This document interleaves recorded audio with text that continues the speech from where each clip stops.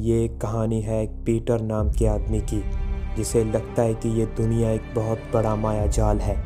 ये एक कहानी है जो सालों पहले किसी ने लिख दी और अब सब उसे फॉलो कर रहे हैं। पर एक दिन एक रोशनी ने सब कुछ बदल दिया। एक रोशनी जो आसमान से आई, सबकी मौत बनकर।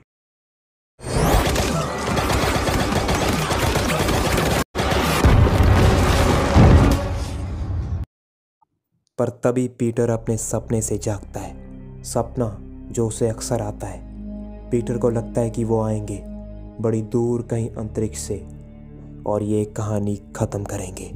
पीटर की वाइफ एलिस को ये बहुत अजीब लगता है कि एक ही सपना बार बार कैसे आ सकता है। अगली सुबह पीटर अपने काम पर जाने के लिए तैयार होता है। पीटर की 2 बेटियां हैं, लूसी और हैना। काम पर जाते वक्त पीटर आसमान की तरफ देखता है जैसे वो उनका इंतज़ार कर रहा हो। पीटर एक फैक्ट्री में काम करता है।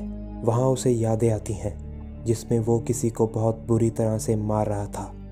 इसके बाद पूरा दिन ऐसे ही बीत जाता है। शाम को जब पीटर घर जाने लगता है तो वो देखता है कि एक लाइट फ्लिकर कर रही है। तो एकदम से पूरा माहौल बदल जाता है। पीटर को पता चलता है कि एलियंस ने धरती पर हमला कर दिया है और वो उनसे बचकर भाग रहा है।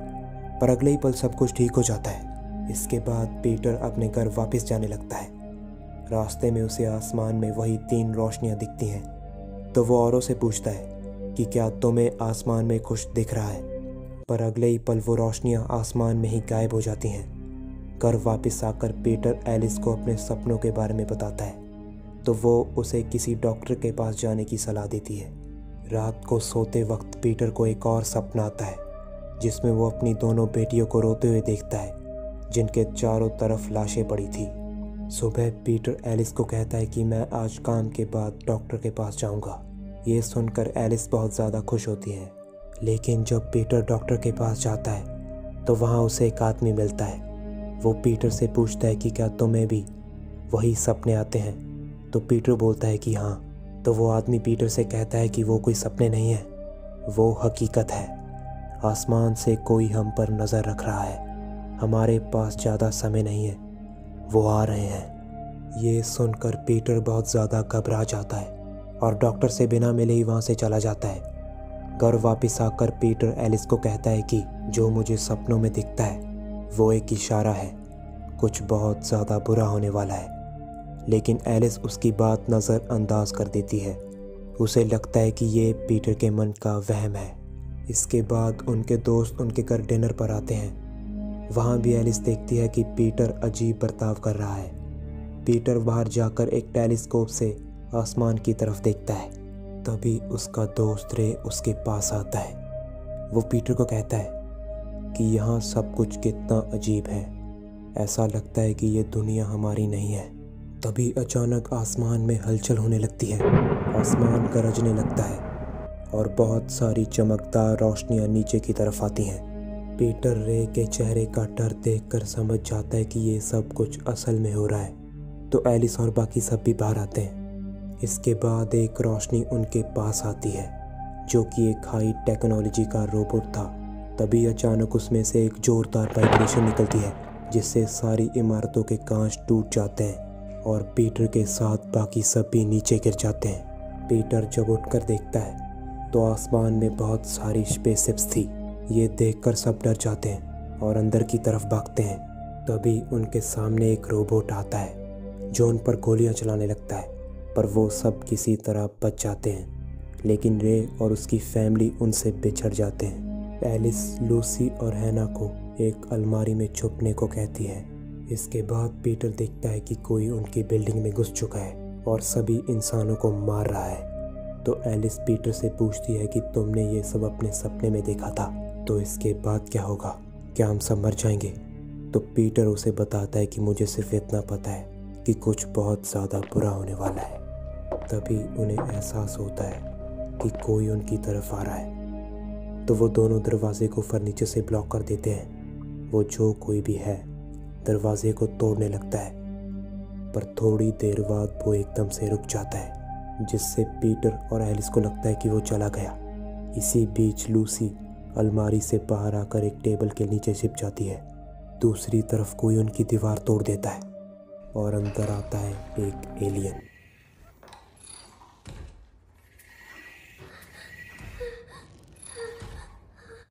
एक एलियन जो टेबल के नीचे बैठी लूसी के डर को भांप लेता है। एलियन लूसी के पास जाता है, पर तभी पीछे से पीटर एलियन पर हमला कर देता है। लेकिन वो एलियन बहुत ज़्यादा ताकतवर था, पीटर उसका मुकाबला नहीं कर पाता। तभी पीछे से एलिस आकर उस एलियन के सर पर वार करती है, जिससे वो एलियन बेहोश हो जाता है और वो चारों बच जाते हैं। अब उन्हें एहसास है कि यहाँ रहना खतरे से खाली नहीं है, तो वो चारों बाहर निकलते हैं। बाहर चारों तरफ लाशें पड़ी थी और नीचे एलियंस लोगों को मार रहे थे। तो वो चारों छत पर जाते हैं। वहाँ उन्हें रे और उसका परिवार मिलता है और वहाँ वो देखते हैं कि पूरा शहर खंडर में बदल चुका है और दूसरी बिल्डिंग पर भी लोग हैं जो कि ज़ोर ज़ोर से चिल्ला रहे हैं। पर तभी एक एलियन शिप आकर उनको मिसाइल से उड़ा देता है। तभी एक शिप इनकी बिल्डिंग के ऊपर से गुजरता है, पर पीटर और बाकी सब वहाँ छुप जाते हैं, जिसके कारण वो सब बच जाते हैं। तो पीटर उन्हें कहता है कि हमें नीचे जाना होगा, तो सब ऐसा ही करते हैं। वो सब एक क्रेन के सहारे नीचे जाने लगते हैं, पर थोड़ा नीचे जाने के बाद उस क्रेन की चेन टूटना शुरू हो जाती है। इसीलिए उन सबको बिल्डिंग में वापस जाना पड़ता है। दूसरी तरफ उस एलियन को होश आता है और वो अपनी गन को ट्रेस करता है जो कि पीटर के पास थी। इधर पीटर सबको बताता है कि उन्हें उसकी फैक्ट्री में जाना होगा। वहाँ एक ट्रेन की टनल है जो शहर से बाहर जाती है, पर तभी एक मिसाइल आकर उसी फ्लोर पर लगती है, जिसके कारण रे उस बिल्डिंग से नीचे गिर जाता है। तभी एक शिप आकर रे की वाइफ और उसकी बेटी को भी मार देता है। ये देखकर पीटर और एलिस अपनी दोनों बेटियों को लेकर उस कमरे से बाहर निकल जाते हैं। तभी उनके सामने दो एलियंस आ जाते हैं, तो पीटर एलियन गन से उनको मार देता है। इसके बाद वो चारों बिल्डिंग से बाहर जाते हैं, पर वो शिप उनका पीछा करता है और उन पर गोलियां चलाता है। तो वो चारों वहाँ एक टनल में चले जाते हैं, लेकिन इसी दौरान एलिस को एक गोली लग जाती है। दूसरी तरफ वो एलियन उनका पीछा करते करते टनल तक पहुँच जाता है। इधर एलिस की हालत बहुत ज़्यादा ख़राब हो जाती है। थोड़ी देर चलने के बाद वो वहीं बैठ जाती है। तभी वो एलियन उनके पीछे आ जाता है और उन पर हमला कर देता है।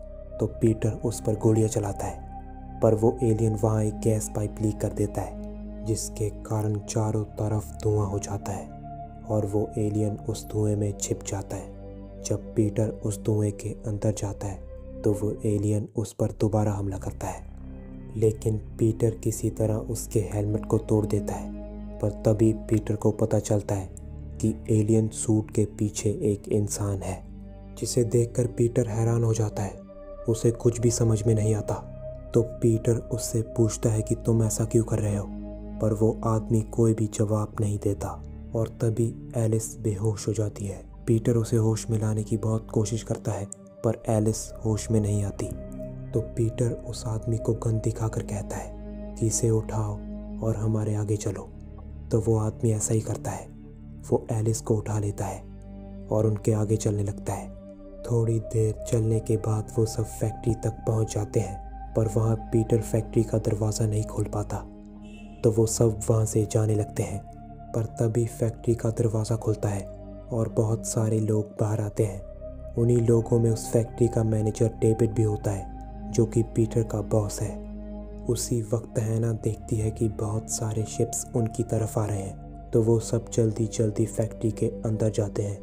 अंदर डॉक्टर एलिस के शरीर की जांच करते हैं। इसी दौरान डेविड पीटर को बताता है कि इस हमले की तैयारी बहुत पहले से की जा रही थी।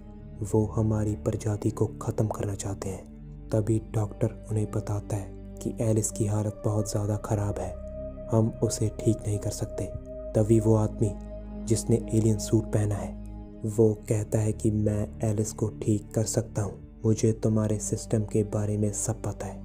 लेकिन डेविड कहता है कि इसकी बातों पर यकीन मत करो, दुश्मन हमारे ठीक ऊपर है, वो कभी भी यहाँ आ सकते हैं। नीचे एक ट्रेन हमारा इंतज़ार कर रही है। हमें जल्द से जल्द ये शहर छोड़ना होगा। लेकिन पीटर किसी भी हाल में एलिस को बचाना चाहता है, और अगर एलिस को बचाना है तो उस आदमी की मदद लेनी होगी।